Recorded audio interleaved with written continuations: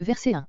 Le cœur de mes adversaires, en hébreu Lebkamaï, Moki, d'après l'alphabet Atbash, Jérémie 25.26, note, correspond à Chasdim, chaldéen, comme pour Césac, Jérémie 25.26. Ce jeu de mots a son éloquence. Il caractérise la puissance babylonienne comme le centre de l'opposition à la puissance divine, comparé Apocalypse 17.5, et motive ainsi son jugement. Verset 2. Il y a ici un jeu de mots, la rime signifiant à la fois des vanneurs et des étrangers, ou des ennemis. Verset 5. Nous avons ici la double raison du désastre de Babel, la délivrance du peuple d'Israël que son époux divin n'a point répudié à toujours, comparé Jérémie 31.32, Ésaïe 50.1, Ésaïe 54.4-6, et la mesure maintenant comble de l'iniquité de Babel. Leur pays, celui des Chaldéens. Verset 6. Comparé Jérémie 50.8, Apocalypse 18.4-6. Verset 7. Une coupe. Voyez Jérémie 25.15, note, comparé Apocalypse 17.2-4, image de l'enivrement. Elle est d'or, emblème de la magnificence. Dans la main de l'Éternel. Cette image peint la fascination exercée sur les peuples par la puissance à qui Dieu a confié momentanément la mission de dominer le monde. Verset 8. Elle est tombée. Comparé Ésaïe 21.9. Hurler. Cette apostrophe s'adresse au peuple captif à Babylone, versets 9 à 10, Jérémie 50.8, Jérémie 50.16. Le désastre de cette ville est si grand que ceux-là même qu'elle a tant fait souffrir doivent être émus de son malheur. Baume, comparé Jérémie 46.11, Jérémie 8.22, note. Verset 9. Peut-être faut-il comparer ici Jérémie 29.7, où les Israélites sont invités à prier pour cette terre de Chaldée où ils sont exilés. Après avoir fait leur possible en faveur de Babel, les anciens captifs, voyant que tout est inutile, la quittent et retournent dans leur patrie. Touche aux cieux. Sa peine est incommensurable. La même image est employée pour dépeindre l'infini de la miséricorde divine, Psaume 36.6. Verset 10. Prononcer notre acquittement. Littéralement, il a manifesté nos justices. En détruisant Babel qui nous opprimait et en nous délivrant, l'Éternel nous a donné gain de cause sur tous les points. Verset 11. Les rois de Médie, comparé Ésaïe 13.17, Jérémie 25.25. Son temple, profané et détruit, par les Chaldéens, comparé Jérémie 50.28. Verset 12. Comparé Ésaïe 21.2. Verset 13. Les grandes eaux, l'Euphrate, avec les canaux et les étangs qui l'alimentaient, versets entre 32 et 36, Jérémie 50.38, Psaume 137.1, et qui était pour Babel à la fois une sécurité, parce qu'il entourait et défendait la ville et une source de richesse par la fertilité qu'il communiquait aux campagnes. Verset 14. D'hommes, d'armées ennemies qui inondent Babel, comme une armée de sauterelles les campagnes. Verset 15. Versets 15 à 19. Reproduction littérale du passage Jérémie 10.12-16, sauf au verset 19 l'omission du mot Israël. Cette répétition n'est pas inutile. Au chapitre 10, Jérémie invitait les Juifs à dire cela aux Babyloniens quand ils habiteraient au milieu d'eux. Ici, il le leur dit lui-même directement. Verset 19. Ici, les deux idées sont, Jéhovah est le Dieu véritable et ce Dieu est la part de Jacob. En Jérémie 10.16, les idées étaient plutôt, l'Éternel est la part de Jacob et Jacob, la part de l'Éternel.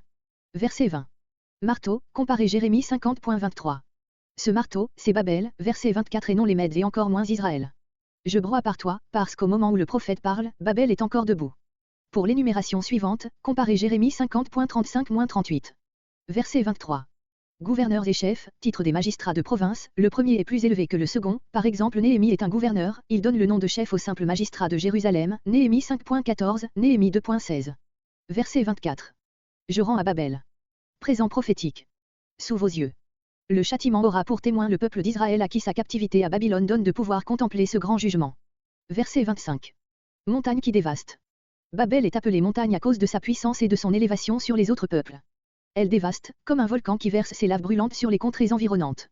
Mais elle sera précipitée elle-même et réduite en cendres et en scories. Verset 26. Aucune pierre de construction ne pourra être tirée de ses ruines, des débris de sa puissance on ne pourra pas constituer un nouvel empire. Verset 27. Étendard, signe de ralliement des ennemis de Babel sur toute l'étendue de la terre. Sacré. Toute guerre était inaugurée par des cérémonies religieuses, voir Jérémie 6.14, Jérémie 22.7, note, celle-ci tout spécialement, puisqu'il s'agit de ce que l'Éternel appelle sa sainte milice, c'est consacré, Ésaïe 13.3. Errorette, voir Ésaïe 37.38, note, la partie septentrionale de l'Arménie orientale. Minine ne se trouve qu'ici et désigne probablement l'Arménie sud-est, dans les environs du lac Van. On retrouve ce nom dans les inscriptions. Assyrienne. Askénaze. Ce nom était celui d'un petit-fils de Japh, Genèse 10.3. Il désigne ici une contrée voisine de l'Arménie, sur les côtes de la mer Noire ou de la mer Caspienne. Ces trois nations, avec la Médie, verset 28, sont les peuples du Nord mentionnés Jérémie 50.3, Jérémie 50.9. La sauterelle hérissée est la jeune sauterelle, au troisième degré de son développement, ses ailes sont encore raides et droites sur son dos, elle ne peut pas encore voler, elle marche en troupes serrées, sans jamais s'arrêter et dévore tout sur son passage. Image des bataillons ennemis qui envahissent la Chaldée, verset 11. Verset 30. Les guerriers de Babel n'osent s'opposer à cette terrible armée, ni en rase campagne, ni sur les murailles de la ville et ils se retirent derrière les forts. Comparez la prophétie sur Cyrus, Ésaïe 45.2. Verset 31. Les courriers qui arrivent des quartiers extrêmes de la ville assiégée se rencontrent devant le palais du roi, au centre de la ville, porteurs d'une même nouvelle, Babel est forcé sur tous les points. Verset 32. Rapport des messagers. Les passages sont sans doute les gués ou chaussées à travers les étangs et marais qui entouraient Babylone. Les étangs sont en feu, ils sont comme embrasés par les flammes qui dévorent les palissades et les fortifications sur leurs bords. Verset 33. Le sens de ce verset est que Babel est mûr pour le jugement. Une ère au temps où on la foule. Il ne s'agit point ici du blé que l'on foule dans l'air au moment de la récolte. C'est l'air elle-même qui est foulée, comme le fait l'agriculteur chaque fois que la moisson approche, pour aplanir et durcir le terrain. Ainsi l'Éternel prépare en ce moment la prise et le sac de Babel, la moisson. Comparez Ésaïe 21.10, Michée 4.12-13. Verset 34. Ceux qui se plaignent de la sorte sont les habitants de Jérusalem et de Juda. Le vase vidé, ils ont été déposés ici par le conquérant comme on pose un verre que l'on a vidé jusqu'à la dernière goutte. Comparez Jérémie 48.38. Verset 35. Mon offense, ma chair, que l'offense qu'il m'a faite et ma chair qu'il a dévorée, soit vengée sur Babel. Verset 36. Sa mère, l'Euphrate, Ésaïe 21.1, note, comparez Ésaïe 19.5, avec la multitude de canaux et d'étangs que formait ce fleuve autour de Babylone. Hérodote dit, 184, qu'avant que Sémiramis eût construit des digues, l'Euphrate baignait toute la contrée et en faisait comme une mer. La source de Babel est également l'Euphrate, qui fécondait les campagnes. Verset 38. Les Chaldéens et leurs rois sont comparés à un lion et à ses lionceaux, au moment même où ils seront dans toute la fièvre de la curée, en dévorant les pays conquis, la main invisible de l'Éternel ajoutera à leur banquet sanglant un breuvage enivrant, la coupe de sa colère, Jérémie 25.15-17, qui les plongera dans un assoupissement d'où ils passeront, sans se réveiller, dans le sommeil éternel. Comparez Ésaïe 21.10, dont Jérémie s'est inspiré en plusieurs endroits. Verset 40. Les fiers lions seront traités alors comme des bêtes de boucherie. De jeunes bêtes grasses, c'est le terme général qui comprend les béliers et les boucs, ceux-ci représentent les différentes classes de la population babylonienne. Verset 41. Césac, voir verset 1 et Jérémie 25.26, note. Verset 42. La mer est l'image de l'armée des peuples septentrionaux qui va envahir et comme submerger Babel.